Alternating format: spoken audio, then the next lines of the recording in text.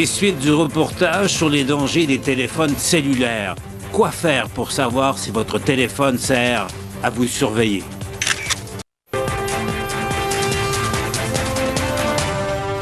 Suite maintenant à notre reportage, vous savez, sur les logiciels espions qu'on peut installer sur des téléphones dits intelligents, en fait sur votre téléphone cellulaire.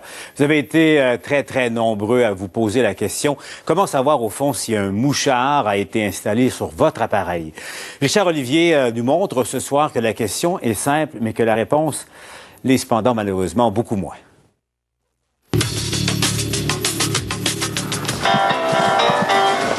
Il se pourrait que, sans que vous le sachiez, quelqu'un épie vos moindres faits et gestes avec votre téléphone intelligent. Tous vos courriels, vos textos, vos photos et même vos transactions bancaires avec vos mots de passe pourraient aboutir sur un site Internet qu'un espion peut consulter en tout temps. Mieux, il est possible d'activer le microphone du téléphone à distance et écouter discrètement vos conversations ou encore vous suivre à la trace où que vous soyez. Pourquoi il ne me sortait pas tantôt? C'est ce qui se passe en haut maintenant. Exactement. Il suffit pour l'espion d'acheter un abonnement annuel qui coûte de 200 à 300 $ selon le produit. Ensuite, c'est un jeu d'enfant que d'installer l'application malveillante. Ça ne prend pas plus que 2 minutes. Un peu plus s'il faut débrider ou jailbreaker dans le jargon un iPhone. C'est comme installer un jeu ou installer n'importe quelle autre application, finalement. Ouais. C'est juste que c'est l'application d'espion qu'on installe. L'icône du produit apparaît sur l'écran du téléphone, mais pas pour longtemps. C'est ça. La première fois, l'icône va être là, parce qu'évidemment, il faut cliquer dessus, puis il faut configurer l'application pour parler à notre compte qu'on a créé sur le portail du service. Mais une fois qu'on l'a installé, l'icône va disparaître. Et c'est bien là la difficulté. Il faut une victime perspicace pour qu'elle se rende compte qu'il y a un mouchard dans son téléphone. Si on infectait votre téléphone, vous ne pourriez pas savoir s'il y a un logiciel espion ou pas. Non. Puis d'ailleurs, entre nos collègues, nos amis dans le métier, disons qu'on tient tous nos téléphones très proches.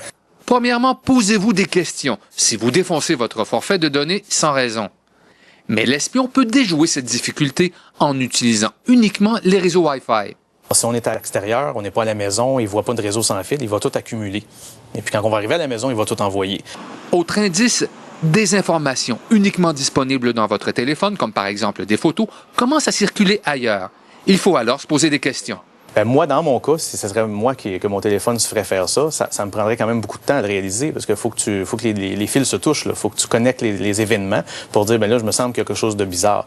À partir de ce moment-là, si le doute s'installe pour de bon, vous n'avez pas d'autre choix que de demander à un expert d'analyser toutes les communications effectuées par votre téléphone. On regarde vraiment toutes les actions que le téléphone a prises sur le réseau. Puis il va y en avoir plusieurs qui vont être normales. Ça peut être un SMS, ça peut être toutes sortes de choses, les courriels, toutes ces choses-là vont être normales. Ouais. Fait qu'il faut éliminer ce bruit de fond-là. Dans ce cas-ci, Eric a examiné les communications du téléphone pour voir s'il y avait quelque chose d'anormal. En fait, j'avais pris une photo avec le téléphone. J'ai capturé finalement la séquence quand la photo est transférée au site. À chaque fois qu'il se passe quelque chose, ça ne reste pas dans le téléphone plus d'1 minute. C'est envoyé ensuite au site espion. Seul un expert peut décoder tout ce charabia qui, dans notre exemple, a conduit vers un site espagnol. Comme ici, on voit un site web qui s'appelle mobileinov.net. Oui. Et puis ici, on va voir c'est quoi qu'il y a sur ce site web-là. On voit que c'est une compagnie qui fait des logiciels. Et un de ces logiciels-là, c'est un logiciel espion. Enfin, c'est à peu près impossible, à une exception près, qu'on infecte votre téléphone si vous répondez à un appel robotisé de télémarketing. Par contre, méfiez-vous de certains courriels. Ça pourrait être une application, quelqu'un vous dit « Essaye cette application, c'est merveilleux, c'est un jeu. » Et puis le jeu va peut-être fonctionner, c'est juste qu'il va aussi inclure le produit malicieux. Voici donc le moment où JE vous rappelle cette consigne de sécurité élémentaire. Activez les commandes de verrouillage de votre appareil, ne dévoilez pas votre code et changez-le régulièrement.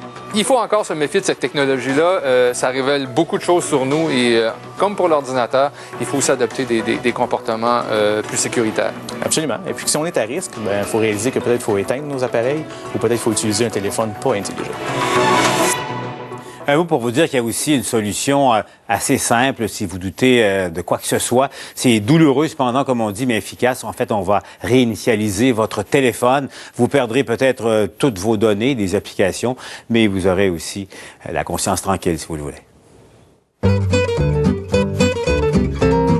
S'il y a une absurdité près de chez vous ou si vous-même êtes victime d'une aberration, n'hésitez pas à m'écrire.